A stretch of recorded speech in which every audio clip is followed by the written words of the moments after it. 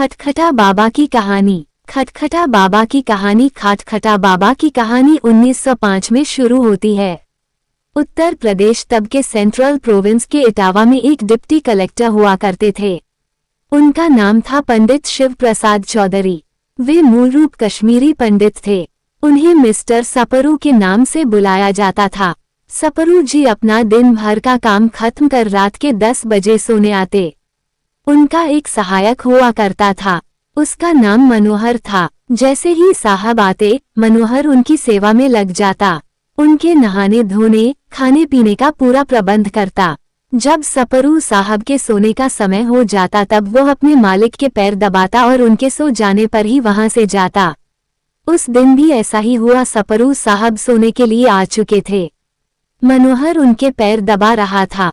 तब सपरू साहब ने मनोहर से कहा, मनोहर आज एक कहानी सुनाओ। मनोहर की कहानी। मनोहर ने भी उन्हें कहानी सुनाना शुरू कर दी।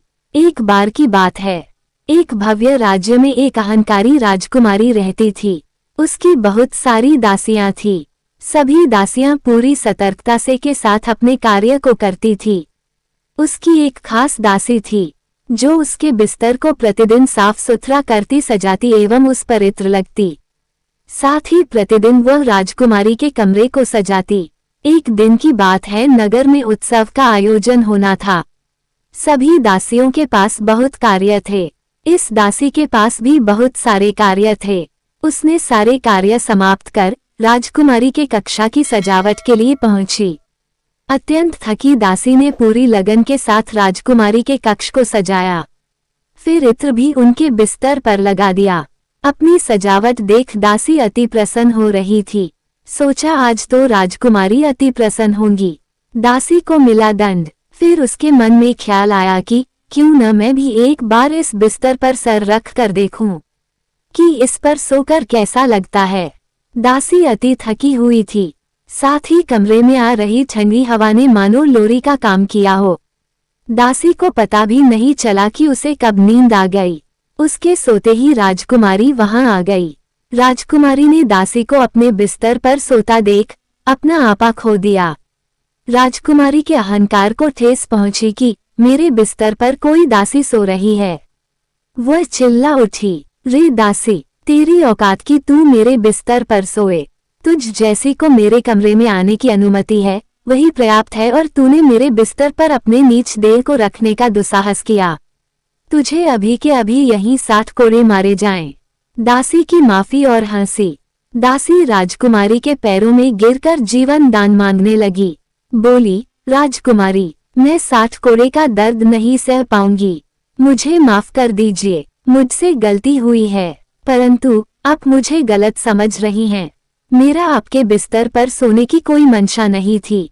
मुझसे यह अपराध गलती से हुआ, मुझे माफ कर दीजिए। परंतु राजकुमारी के अहंकार ने इतने क्रोध को जन्म दे दिया था कि वह समझ ही नहीं पाई कि वो किस अपराध के लिए क्या दंड देने जा रही है। दासी को कोड़े पड़ने लगे। वो कराहने लगी। कोड़े की पीड़ा सह नहीं पा रही थी, कष्ट में चिल्ला रही थी।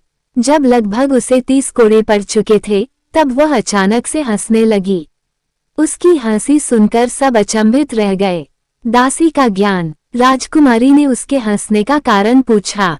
तब दासी ने कहा, हे धर्म विमुख राजकुमारी, मुझे ख्याल आया कि मैं तो चंद क्षण भूलवश इस बिस्तर पर सोई तो ईश्वर ने मुझे 60 कोड़ों की सजा दी है। तुम तो इस पर जाने कितने दिनों से सो रही हो। मैंने तो गलती की कि राजकुमारी के बिस्तर पर मुझे झपकी आ गई। इसके लिए मुझे अपराध अनुकूल दंड भी मिलना चाहिए, परंतु ये दंड तो नीति विरुद्ध और अहंकार अनुकूल हैं। तुमने अन्याय किया है। तुम्हारे इस अपराध का दंड जाने कैसा होगा। मनोहर कहानी पूरी भी नहीं कर पाया था कि सपरू साहब विचलित हो अपने शयन कक्ष से बाहर निकल आए। मनोहर भी पीछे पीछे भागा। मनोहर अपने मालिक से पूछता रहा, साहब मैंने कुछ गलत कह दिया क्या? मुझे क्षमा कर दीजिए। साहब घर से बाहर निकल एक वृक्ष के नीचे जा बैठे। कौन थे? खटखटा बाबा। खटखटा बाबा की कहानी। फिर साहब ने मनोहर से कहा, नहीं, तुमने कुछ भी गलत नहीं कहा, अपितु मेरी आंखें खोल दी। मैं ये क्या कर रहा था अपने जीवन में अब तक। मैं भी तो उन्हीं का चाकर हूँ जो मानवता विरुद्ध नीति लगाकर भारत में काम कर रहे हैं। अपने ही लोगों को मेरे द्वारा दंड मिलता है जो अपराध के सामने कई गुना बड़ा होता है। अन्याय तो मुझसे भी हो रहे हैं। मनोहर कुछ समझ नहीं पाया, परंतु सपरू साहब सब समझ चुके थे। उन्होंने अपनी नौकरी छोड़ दी, जीवन से संन्यास ले लिया। अगले दिन सुबह उठकर एक सोंटा, एक लोटा, एक लंगोट, एक जोड़े खड़ाऊं एवं एक गमछा लेकर घर से निकल पड़े। वे यमुना नदी में घंटों नहाते। भिक्षा में जो अन्न मिलता वह यमुना किनारे बसे पशु पक्षियों के साथ बांट कर खाते। फिर वन में भीतर जाकर पूरे दिन ध्यानस्थ रहते। फिर शाम से देर रात तक ग्रंथों का अध्ययन करते। संत खटखटा बाबा की कहानी।